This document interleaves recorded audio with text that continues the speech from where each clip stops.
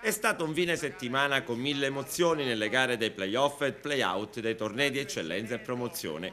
In eccellenza dopo la vittoria dell'Acragas di sabato scorso contro l'Atletico Campofranco 2-0 con reti di Semprevivo e Marasco, ieri ha festeggiato l'ingresso in finale l'Alcamo che ha eliminato il Camarat. Il match del Catella si è concluso 1-1. Sono andati per primi in vantaggio i bianconeri di casa, ma la squadra di Maggio ha saputo reagire pervenendo al pareggio con un scro. Si è andati ai supplementari, il punteggio però non è cambiato. Per migliore piazzamento in classifica passano il turno ai trapanesi che adesso sfideranno sul proprio campo l'Acragas di Montalbano. Le due squadre in questo periodo sono un tantino stanche, ma i biancazzurri acracantini sembrano avere una marcia in più. La squadra vista all'opera all'Esteneto contro l'Atletico Campofranco è apparsa brillante, seppure incompleta per l'assenza del centrocampista Borrelli che sta accelerando i tempi per recuperare.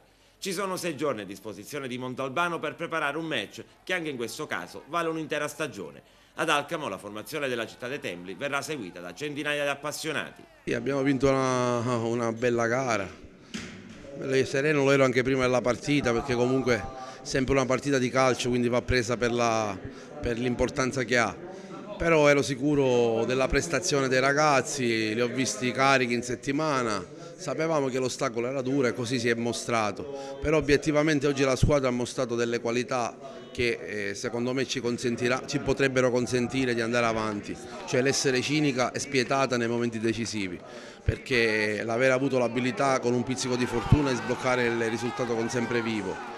Poi subito dopo quell'episodio, non so se era fuori gioco, ben per noi che il guardalinea ha visto che Messina era in fuorigioco, subito dopo potevamo prendere il contraccolpo psicologico, invece l'abbiamo inferto agli avversari con il colpo secco di Marasco che ha chiuso la partita. La partita poteva essere riaperta per un'invenzione dell'arbitro che secondo me, come ho detto ai tuoi colleghi, è stato per me il peggiore in campo, perché ha arbitrato quasi a senso unico, un fiscalismo incredibile anche da parte di commissari di campo e quant'altro. Non so perché vengono così prevenuti ad Agrigento, non lo capisco, e dire che già prima della partita col presidente del Campofranco ci siamo scambiati le sciarpe proprio a testimoniare che era una giornata di sport, tale è stata, quindi tutto questo fiscalismo nei nostri confronti non lo comprendo, però è stato bravo Infantino a neutralizzare il tiro e poi un po' di fortuna nel rimpallo, e quindi abbiamo vinto questa partita contro un grosso avversario che ci ha messo molto in difficoltà, ma ancora non abbiamo vinto niente. È un primo passo verso, diciamo, un traguardo finale al quale noi ambiamo e speriamo di arrivarci. Con queste doti mostrate oggi alla squadra siamo ottimisti. Abbiamo fatto una stagione veramente strepitosa. Lo sto dicendo alla fine perché non sono un allenatore che mi piace crearmi l'alibi. Noi abbiamo avuto quest'anno delle difficoltà logistiche non indifferenti. Chiunque penso che a prima difficoltà si sarebbe preso l'alibi di dire ma noi abbiamo problemi di campo, noi giochiamo fuori casa, invece non l'ho mai detto e mi dovete credere, le difficoltà sono parecchie, perché non è tanto la domenica perché giochiamo in un campo spettacolare, ma a livello logistico i ragazzi, non sto qui ad elencare, ma veramente voglio elogiare i ragazzi per questa stagione meravigliosa.